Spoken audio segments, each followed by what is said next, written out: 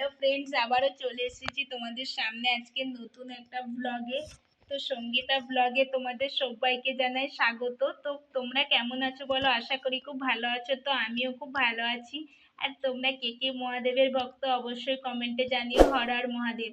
তো এখন যেহেতু শ্রাবণ মাস পড়ে গেছে আর আজকে ছিল শ্রাবণ মাসের প্রথম সোমবার, তাই কিন্তু সকাল সকাল স্নান সেরেই চলে এসেছিলাম মন্দিরে। যেহেতু একটু দেরি হয়ে গেছিলো মন্দিরে আসতে, কারণ তোমাদের দাদাভাই যেহেতু ডিউটি যায়, তাই আমার সকালে কিন্তু রান্না থাকে, তাই রান্না সেরে স্নান করে পুজো দিতে আসতে একটু দেরি হয়ে গেল। আর এখানে দেখো, সোমবার যেহেতু আমাদের বাড়ির কাছে একটা বড় শিব মন্দির আছে, তাই প্রথম সোমবার এখানেই বাবার মাথায় জল ঢালবো বলে চলে এসেছিলাম।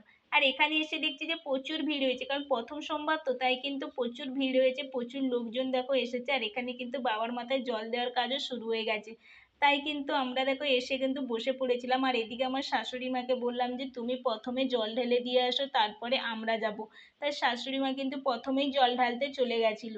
আর আজকে যেহেতু প্রথম সোমবার ছিল আর একাদশী ছিল, তাই শাশুড়ি মা কিন্তু একাদশীর উপবাসও করেছিল। আর শাশুড়ি মা কিন্তু জপমালাও এনেছিল এখানে বাবার পাশে বসে জপ করবে বলে। আর বাবার পাশে বসেই কিন্তু জপ করেছিল। দেখো, বাবার পাশে বসে জপ করা কিন্তু একটা ভাগ্যের ব্যাপার। বাবা না চাইলে কিন্তু কিচ্ছু হয় না।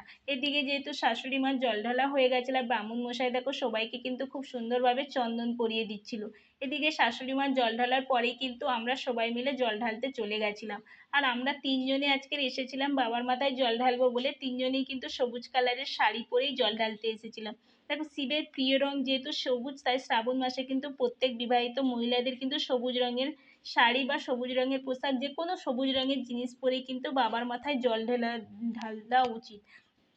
দেখো, আমরা কিন্তু সবুজ রঙকে সৌভাগ্য দাম্পত্য জীবনের প্রতীক বলেই মনে করি। তাই তোমরা কিন্তু প্রতি সোমবার বাবার মাথায় জল ঢালার সময় যে কোনো সবুজ রঙের জিনিস পরে পুজো করবে, এতে কিন্তু পুজোটা ভালোভাবে পূর্ণতা পায়। আর দেখো, আমাদের প্রত্যেকের জীবনেই কিন্তু অশান্তি থাকে, তাই শ্রাবণ মাসে কিন্তু প্রতি সোমবার সবুজ শাড়ি পরে কিন্তু বা সবুজ যে কোনো জিনিস পরে বাবার মাথায় জল ঢাললে কিন্তু এতে কিন্তু অনেক সুখ শান্তি ও সমৃদ্ধি আসে। আর দেখো, স্বামী স্ত্রীর সম্পর্ক কিন্তু ভালো হয়। আর আমরা স্বামীর দীর্ঘায়ু লাভের জন্য কিন্তু এই সবুজ চুড়ি পরি শ্রাবণ মাসে। আর দেখো, এদিকে যেহেতু আমাদের জল ঢালা হয়ে গেছিলো, তো এদিকে কিন্তু বাবার কাছে ধূপ মোমবাতি জ্বেলে দিয়েছিলাম। আর আমরা দেখো, যেহেতু আমরা তারকেশ্বরে যাব চতুর্থ সোমবার, তাই কিন্তু প্রথম সোমবার এখানে এসেছিলাম বাবার মাথায় জল ঢালবো বলে।